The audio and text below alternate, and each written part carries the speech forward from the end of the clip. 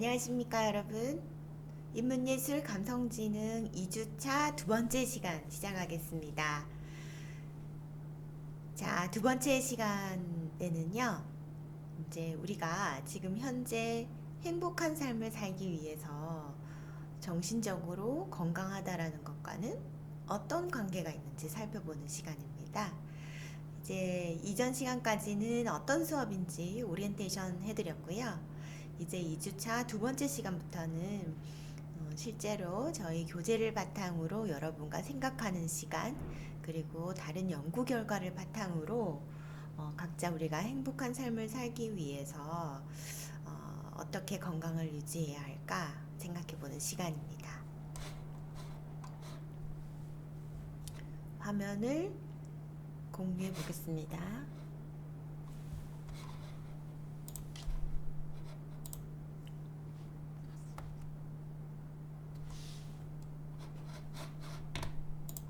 네, 보이시죠? 네. 자, 여러분, 건강하십니까? 네, 모두 대답을 하시고 계시는 것 같습니다. 어, 주차가 지날 때마다 여러분께서 아주 좋은 메시지들을 저에게 주셔서 아주 긍정적인 에너지를 여러분에게 제가 받고 있습니다. 저도 여러분에게 좋은 영향을 끼치는 사람이 되도록 노력하겠습니다. 자, 여러분 건강하십니까? 네, 물론 신체적으로 건강하고 뭐 어디가 건강하지 않을 수도 있고요. 컨디션이 좋지 않을 수도 있고요. 이런 눈에 보이는 신체적인 건강은 우리가 수치로 나타낼 수 있습니다. 건강 검진 결과에서도 나오고요. 그리고 또 자가 진단을 통해서 어디가 건강하지 않다, 어디가 아프다 할 수 있지만 신체적으로 나타나는 건강 이외에 우리는 또 어떤 건강에도 신경을 써야 될까요? 네, 맞습니다. 정신적으로도 건강한지 우리가 체크를 해야 되겠죠. 신체적으로도 정신적으로 인간의 어떠한 안락한 삶을 살기 위해서 건강한 상태를 유지된 그 상태를 우리가 건강하다고 볼 수 있습니다. 그러나 우리가 흔히들 여러분 건강하십니까? 라는 질문에 외현적으로 보이는 어떤 신체적 반응에만 우리가 생각을 국한할 수 있는데요. 이제 이 교과목을 통해서 신체적으로 나타나는 건강한 상태 이외에도 우리가 보이지 않은 내면적인 그런 정신 건강은 어떠한 상태인지도 생각해보는 그런 시간을 가지고자 합니다. 네, 여러분. 우리 건강하신 분들이 많으실 거예요. 그리고 여러분, 건강하게 살고 싶으십니까? 네, 대답 아주 잘해주시고 계십니다. 나는 건강하게 살고 싶지 않아요 라는 사람은 아마 없을 겁니다. 우리는 왜 건강하게 살고 싶을까요?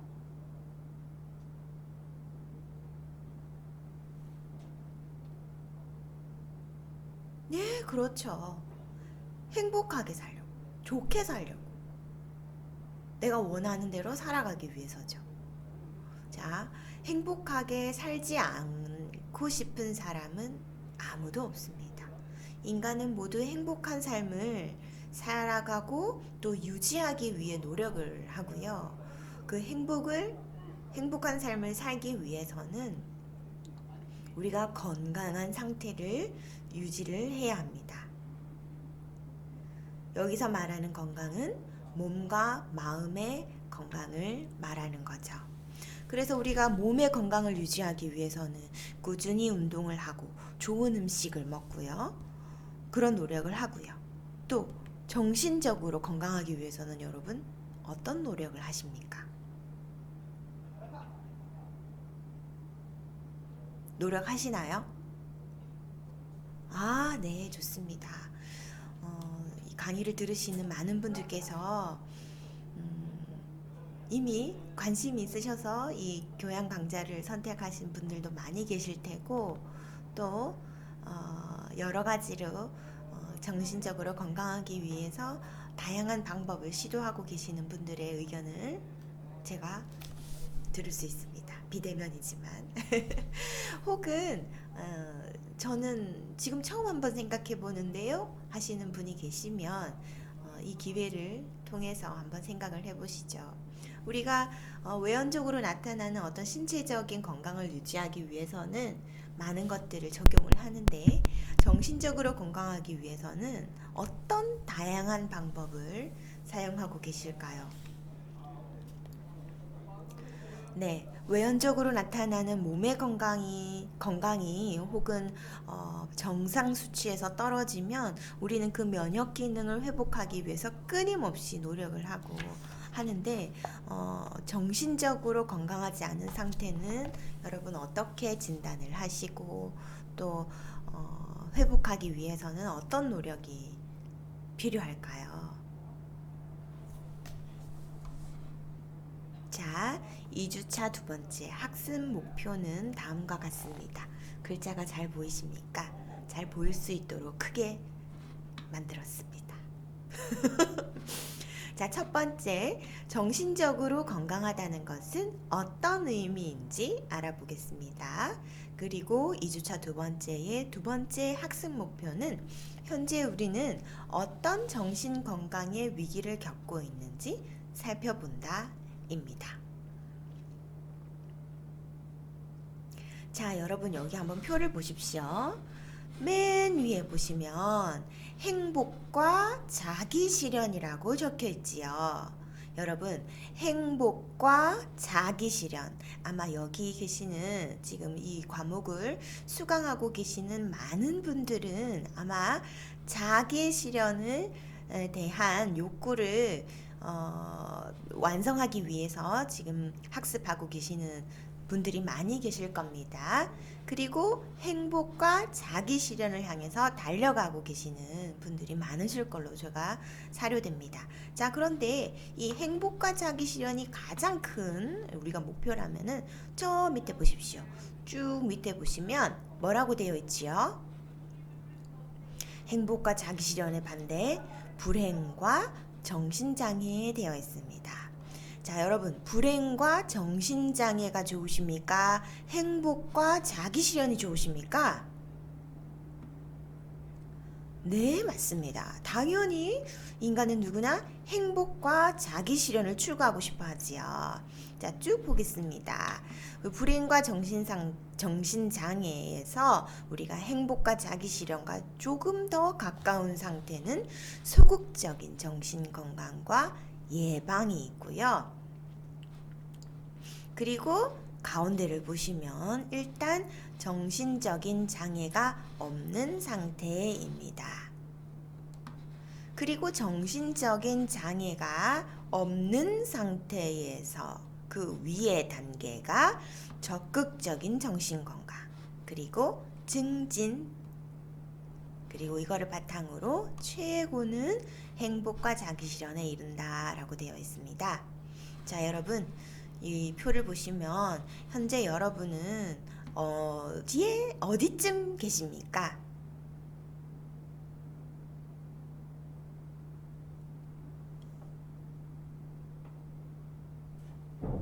네, 사람마다 다를 수 있지요. 음, 어, 좋고 나쁨은 없습니다. 지금 무엇이 문제입니다. 그렇지 않습니다. 그게 아니라 지금 현재 자신의 건강 상태를 한번 체크해 보는 시간을 가졌고요.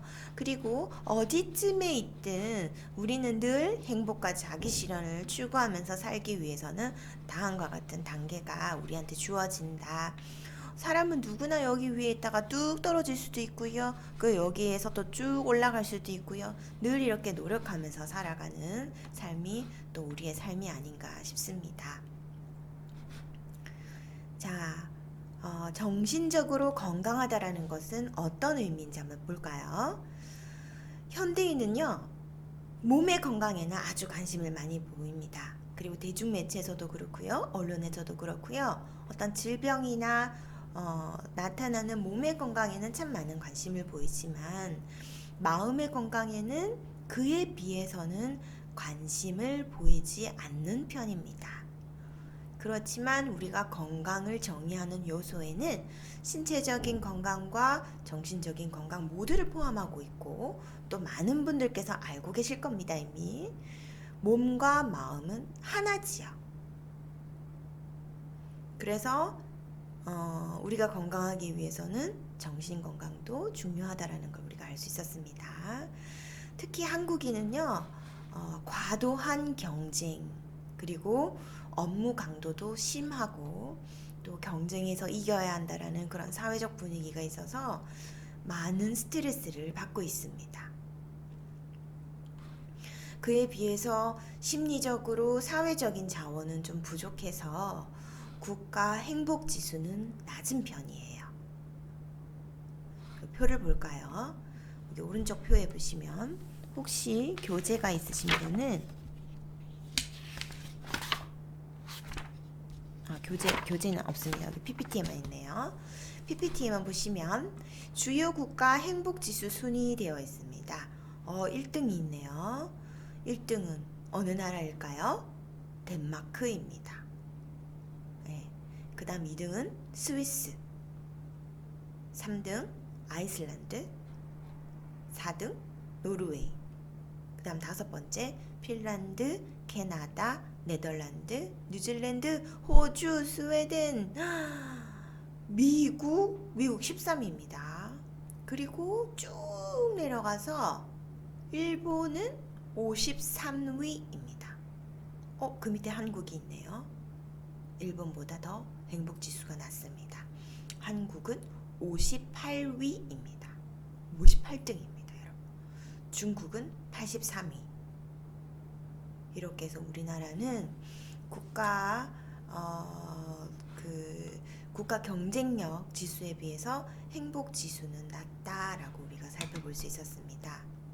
정신 건강은 정신적으로 문제가 없는 소극적인 의미가 있을 수 있고요. 나는 정신적으로 질병이 없어서 약을 먹지 않고 있어. 이것만 정신 건강이라는 것은 아니라는 거죠.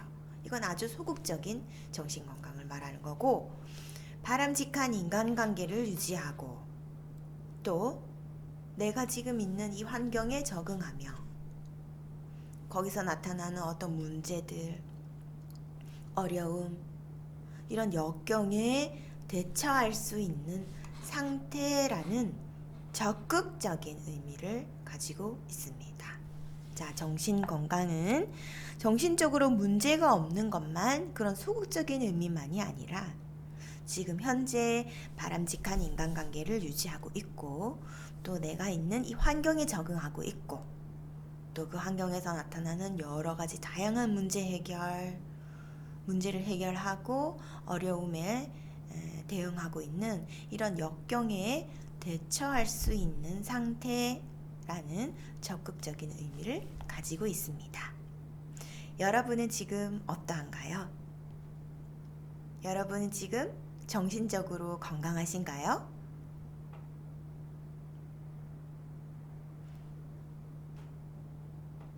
건강하시다면 소극적인 의미에서 건강하신가요? 적극적인 의미에서 건강하신가요?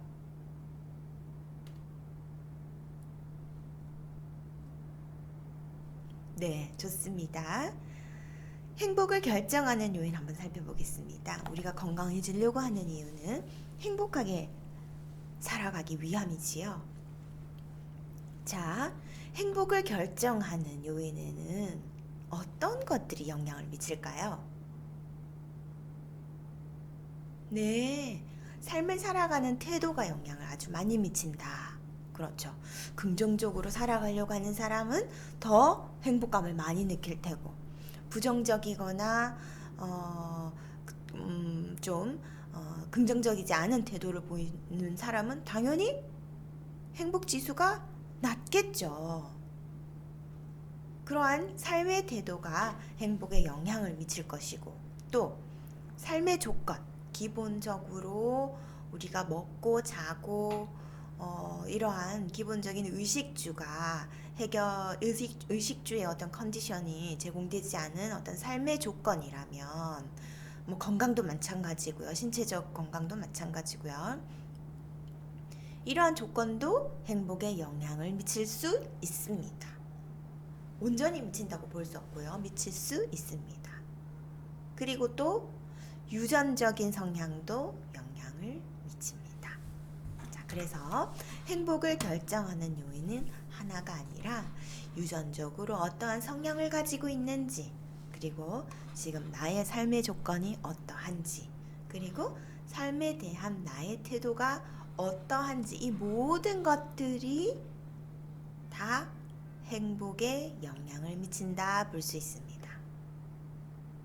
자, 유전적으로 낙천적이고 긍정적인 사람 여기 계신가요? 한번 손들어 보십시오. 저는 좀 낙천적입니다. 손들어 보십시오. 저 그렇습니다. 좀 낙천적입니다. 예. 많이 계시네요. 낙천적인 분. 예. 저 좀 긍정적입니다. 손들어 보십시오. 저 긍정적입니다. 여기 긍정적인 분 계신가요? 손들어 보십시오. 예, 좋습니다. 하이파이브 한번 해볼까요? 네, 긍정적인 사람. 유전적으로 낙천적이고 긍정적인 사람은 같은 조건에 있다 하더라도 더 행복감을 많이 느끼고요. 또 이 행복하냐 안 하냐, 이 50% 정도 결정한다고 합니다. 아주 큰 많은 영향을 미친다라는 거죠. 자, 그리고요, 인간은요, 돈이나 명예, 명예 중요하죠, 여러분. 우리가 살아가면서 돈, 명예 중요하죠. 네, 이러한 삶의 조건을 행복에서 더 중요하게 여기지만 사실은 행복의 15%밖에 설명하지 못한다라는 연구 결과가 있습니다. 왜냐하면 물질에 대한 만족감은 쉽게 적응하기 때문입니다. 처음에는 100원만 있으면 행복하다고 생각을 했어요. 그래서 100원이 주어졌어요. 그럼 이제 계속 행복해야 되잖아요. 근데 그렇지 않다라는 거죠. 100원을 가지고 나니 이제 좀 150원이 있어야지 좀 행복할 것 같습니다. 어떻게 150원을 가졌습니다. 근데 150원을 가지니 계속 행복하지 않았습니다. 160원이 더 있어야 될 것 같습니다. 혹은 200원이 있어야 될 것 같습니다. 이렇게 물질에 대한 만족감은 우리가 인간으로서 쉽게 적응하기 때문에 행복을 크게 영향을 미치지 않는다라는 연구 결과가 있습니다. 자, 그 다음에 유전적 성향이나 삶의 조건이 비슷한데도요, 같은 유전적 성향, 그 다음에 삶의 조건이 비슷한데도 어떤 사람은 자신의 삶에서 행복을 잘 찾아가면서 긍정적으로 살아가는 사람이 있어요. 삶에 대한 태도죠. 그러니까 이러한 태도를 끊임없이 개발하고 나를 이렇게 건강하도록 끊임없이 관리하는 사람이 결국에는 더 큰 행복감을 느낀다. 그래서 행복을 결정하는 요인은 유전적 성향도 있고 삶의 조건도 있고 또 삶에 대한 태도가 영향을 미친다라는 걸 볼 수 있습니다. 행복에 대해서 이야기하는 이유는 우리가 지금 2주차 두 번째 시간에서는 정신 건강에 대해서 이야기하기 때문입니다. 이 정신 건강이라고 하는 것은 나는 정신적으로 장애가 없어 라고 하는 소극적 의미뿐만이 아니라 내가 어떤 내 삶의 조건에 대해서 또 내가 봉착하고 있는 어려움을 잘 겪어내고 또 바람직한 인간관계를 형성하고 또 이런 행복을 추구하려고 하는 그러한 것들이 정신건강에 모두 포함되어 있기 때문에 행복에 대한 내용도 함께 살펴보고 있습니다. 자, 이어서 한번 볼까요? 행복을 새롭게 보기. 자, 행복은요, 여러분 행복하십니까?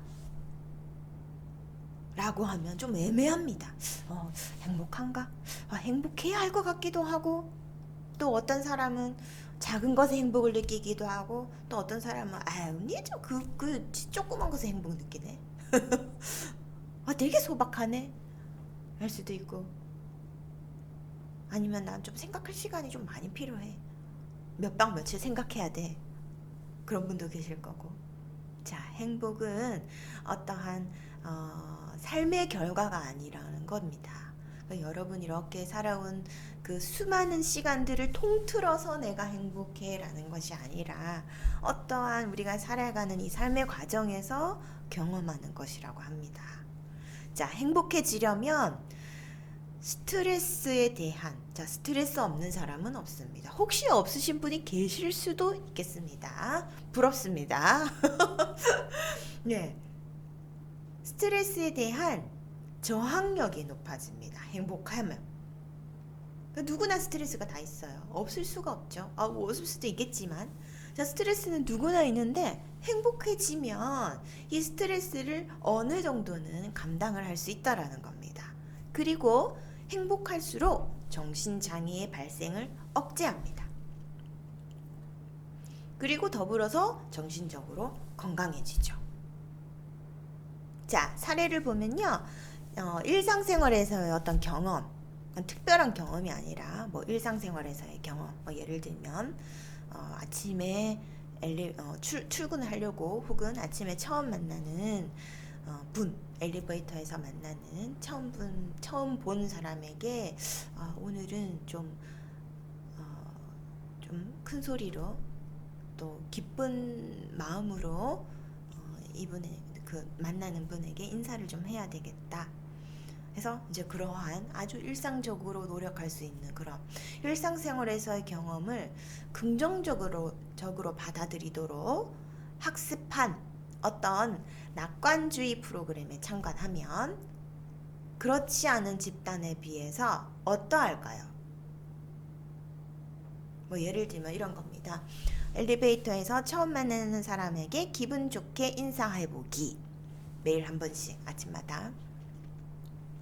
그러면은 누가 타든 할아버지가 타시든 아이가 타든 혹은 평소에 별로 사이가 좋지 않은 혹시 그분이든 어떤 분을 만났든 제가 기분 좋게 아침에 안녕하세요, 안녕하십니까? 라고 인사하는 거를 지속적으로 이렇게 하는 프로그램에 참여한 사람은 그렇지 않은 집단에 비해서 우울증이 크게 감소한다고 합니다.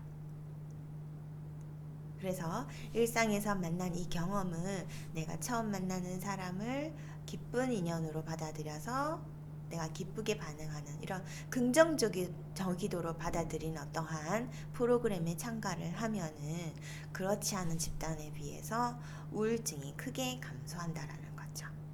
그래서 행복해지려고 하는 노력, 정신적으로 건강해지려고 하는 그 노력들이 스트레스에 대한 저항력도 높이고 정신장애도 억제하고 결과적으로는 정신적으로 건강해질 수 있다라고 하는 연구 결과를 살펴볼 수 있었습니다.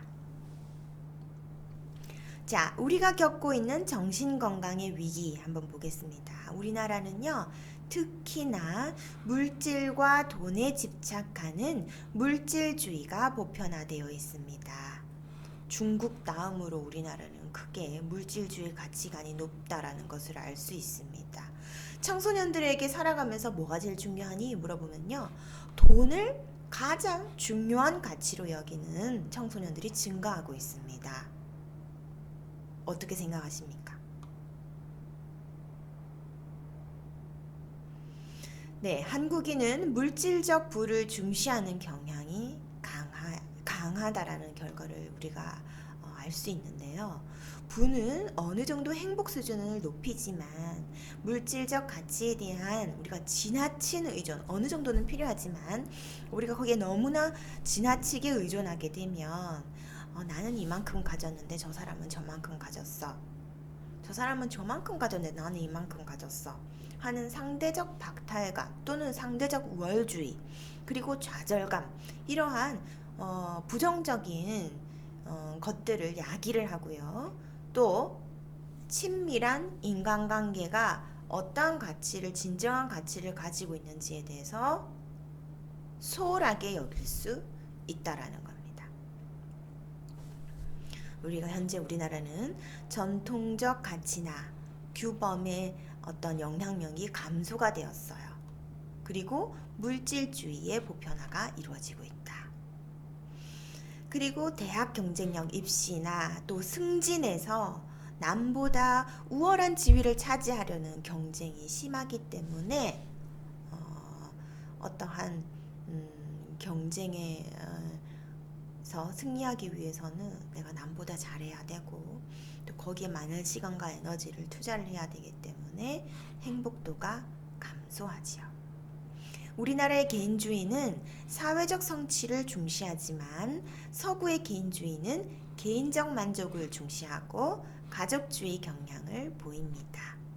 자, 표를 보시면요. 지금 0.0 되어 있는데 이 0 상태가 행복감을 나타내는 겁니다. 0에 걸려 있는 나라가 이탈리아 행복하다라는 겁니다.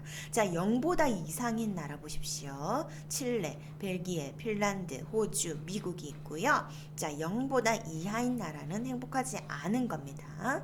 국가별 행복감 봅시다. 프랑스, 그 다음 한국, 한국보다 더 낫네요. 일본, 그 다음에 중국입니다.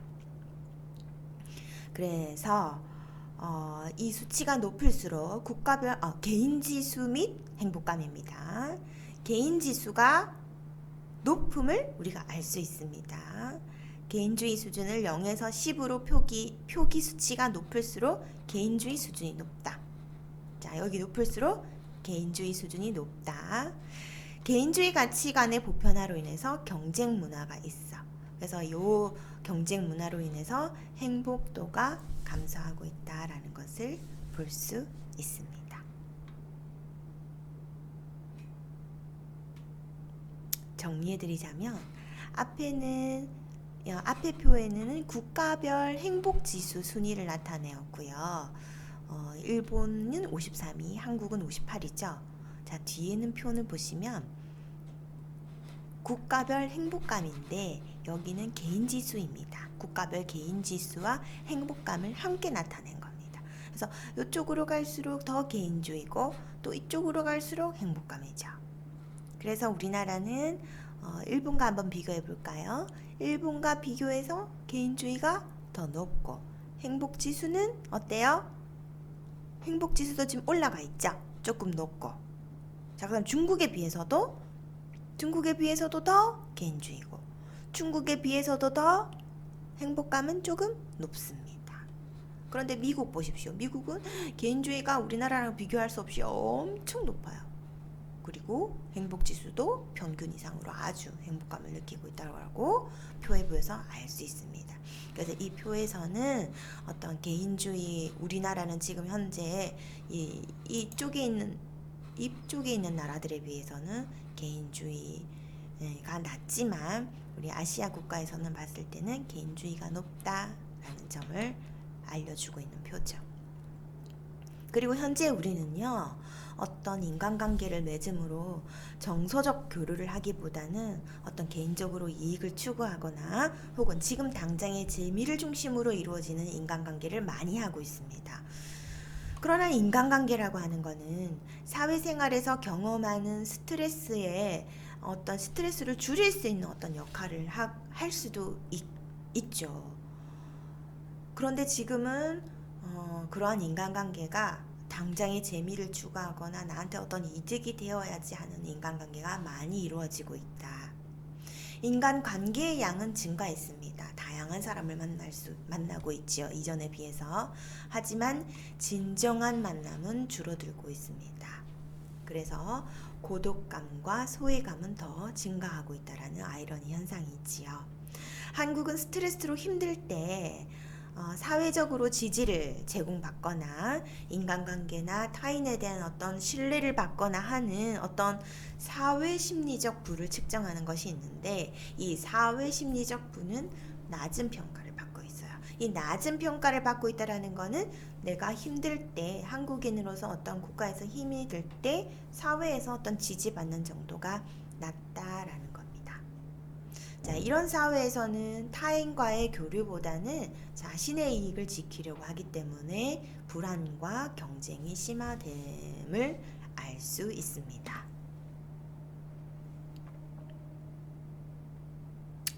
수업 시간이 많이 지났네요. 그러면 여러분 여기 네 번째부터는 그 2주차 세 번째 시간 함께 이어서 하도록 하겠습니다. 수고하셨습니다.